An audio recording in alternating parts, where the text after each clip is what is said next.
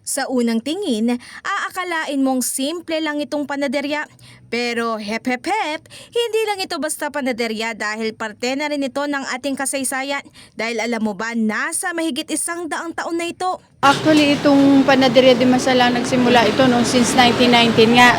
Tama kayo doon. So, kung iano natin is 100 years na.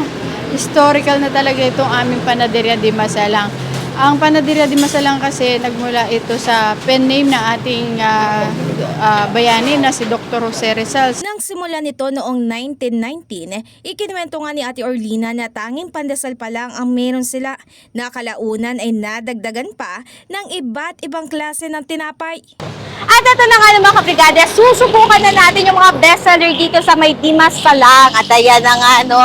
So, ito meron silang hindi ko akalain, meron silang kamatsile. Ito daw yung isa sa mga bestseller nila, no? Itong hindi ko akalain, yung kamatsile, yung egg pandesal, as well as itong pan de coco. At meron din daw silang tinitinda na braso de Mercedes, pero kanina nakita natin parang ongoing pampagawa dahil wala pa siya doon. So, ngayon, tatry na nating bumili. Ayan. Ma'am, pabili po. Ma'am, pabili po ng isang hindi ko akalain. Ayan, para hindi ko rin akalain. Ayan, at the same time, try tayo ng egg pandesal. Ma'am, 5 egg pandesal po. Ayan, so 5 egg pandesal, then itry natin tong kamatsile. And siguro pan de coco ang ating last. Then, ma'am, pan de coco po, na 4 pong pan de coco. At syempre mga kabrigada, matapos nga natin bumili, ay start na tayo agad sa ating favorite part na taste test! At ito na nga mga kabrigada, titikman na natin kung ano nga ba yung lasa nito mga bestseller dito. At syempre, uumpisahan natin sa aking, talaga ito yung kanina, minamata ko, ang pan de coco. Ayan siya. So, itatry natin dahil bagong luto lang ito, mainit-init pa. So, ito, ang laki niya ha, for its price na tig 15 pesos lang to. Pero ganito na siya kalaki. At the same time, yung amoy niya, ang sarap ng amoy. Amoy pa lang, masarap na. So, try natin. Yan. So, ayan yung mukha niya. Talagang punong-puno siya dito sa looban. Ang bango ng amoy. Ang harap. Malasa siya. At saka yung mga tinapay daw kasi dito is talagang sa pugon pa rin niluluto. Kaya iba rin talaga yung lasa niya. At ngayon mga kabrigada, no, dito naman tayo sa ating pangalawang itatry na egg pandesal. Ayan. So itatry na natin siya. Mukhang masarap din siya ha. Ayan no.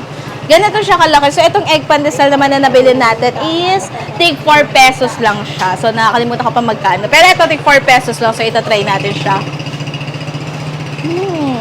Masarap siya, malalasahan mo yung pagkaka-egg, at saka malambot. Malambot yung tinapay kung titingnan nyo siya. At ngayon naman yung ating pang-third na itatry is itong kamatsile, which is tig 35 pesos. So, itry natin. So, ito yung mukha niya, para siyang mga fingers talaga. Masarap. Malasa siya mga kabrigada. Kita nyo, meron mga, ayan o. Masarap siya kung gusto mo na medyo mga hindi siya super tigas at the same time, hindi rin naman siya malambot. So, sakto lang yung lasa niya. At syempre, itatry na natin ang ating pinaka-last one na talaga namang kakaiba ang pangalan dahil ito ang hindi ko akalain na tag 75 pesos naman. So, itatry natin siya. So, ganito yung mukha niya siya. Square siya. And at the same time, para ito, medyo may asukal ata siya. Yan. Pag tinikman mo siya, akala mo matigas. Pero pag kinain mo siya, masarap siya dahil hindi siya ganun katigas na ini-expect mo na parang mahirap kainin. Sakto lang din yung lasa niya. O, diba? Hindi na ako makapagtayta kasi masarap siya. At dahil masarap nga siya, kung ako ang inyong tatanungin kung brigada approve ba ito, well, a certified yes, yes, yes! Pwede naman silang umano rito ng, usually ang talagang opening ng store is 5 o'clock. Pero pagka close pa naman siya at since na may naririnig silang tao sa tindahan, kahit close na mga 3:30, 4 o'clock, pinagbebentahan namin sila para naman hindi sila madismaya, lalo na kung malayong lugar sila at mapagbibigyan natin. Ang closing time naman is 9 o'clock ng gabi. Sabi nga nila sa pag-ibig, habang tumatagal ay mas lalong sumasarap. At parang dito nga lang sa Dimasalang na noong 1919 pa nagsimula, ay parang tila nagpapatuloy din at mas lalong sumasarap ang dagdag nitong kasangkapan sa ating kasaysayan. Yeah, I found the love you only find in dreams in the delightful Philippines. In the heart of changing lives, ako si Brigada Ann Portas ng 105.1 Brigada News FM Manila, the Music News Authority.